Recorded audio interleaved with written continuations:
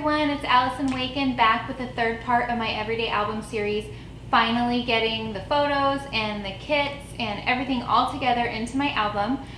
The only planning that I do ahead of time is look in my album at the last page that was in there. So I'm going to be starting with the back side of that page. If I start with a brand new page protector and it's the wrong type of page protector, it won't fit in there. So that's the only planning I do, just make sure I know what that is.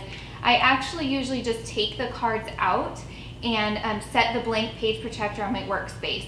I work the best that way, it's easiest. I suppose I could probably make templates or something like that, but I just like to have the page protectors out. And you'll see I just set the cards on top of them and work that way. So if you're ready, let's get started. So here I'm ready to go. I have everything laid out, and I'm just going to kind of go through some of the cards and embellishments in the kit. I love these 3" by 3" shapes, and I know they're going to fit perfectly in this 3x3 page protector. So I'm just going to lay these out and kind of visualize or look at how they are working together color and design wise. I like those green triangles, the darker colors at the bottom. It weights the shape better in my eye. I have no idea if that is a real rule or not, but I just like to go with what looks good to me.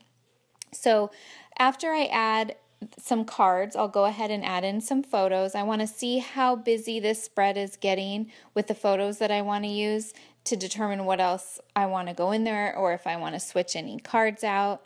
So here I'm finding some photos that I trimmed a little bit smaller than a 3x3" square because I wanted to keep the vertical or horizontal orientation.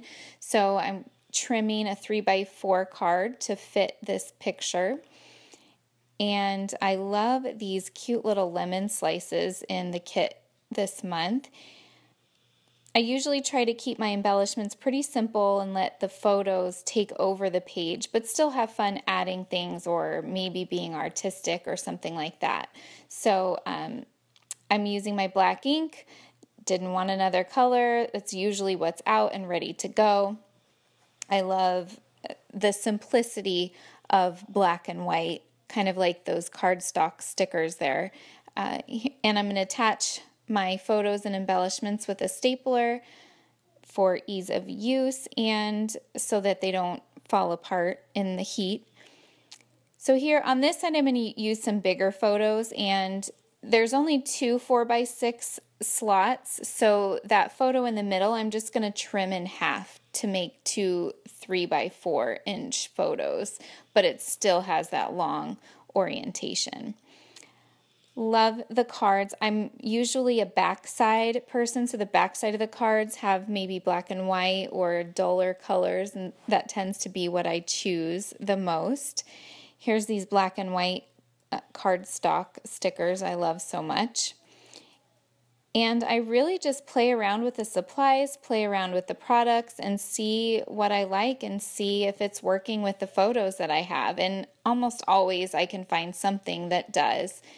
I always get the 4x6 paper pad as well. That adds some extra pieces in there to use. I love the washi tape from this kit. I just love washi tape in general, and one of the big reasons is because it comes off. You can even take it off of a photo without ruining it. Obviously, I wouldn't recommend doing it on purpose, but I make mistakes all the time, or I don't like how something looks, so I love the ability to take it off and change it out without ruining the photo. I save my journaling and labeling for last.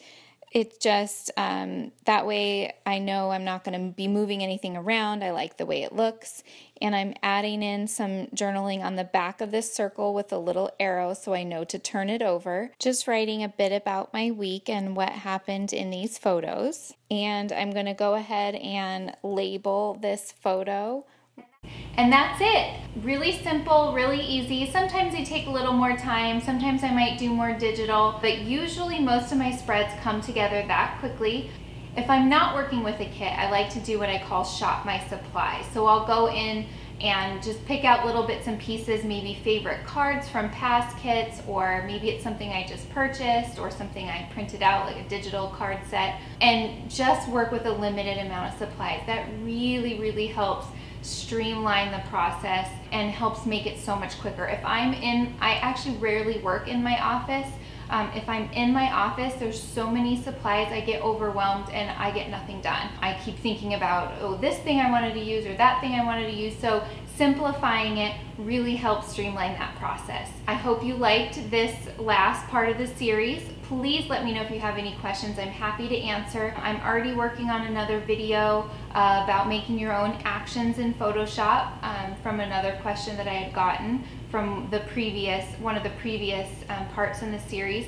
So if you have any questions or want to see how I do anything, please just let me know. I am planning on working on more tutorials, maybe some vlogs, and definitely some more house DIY and just some fun different things. I'm really enjoying video. I hope you are too. If you haven't already, I'd love for you to subscribe to my channel. I think that's it. Thanks so much for following along. Bye. What's this fly? Do what's called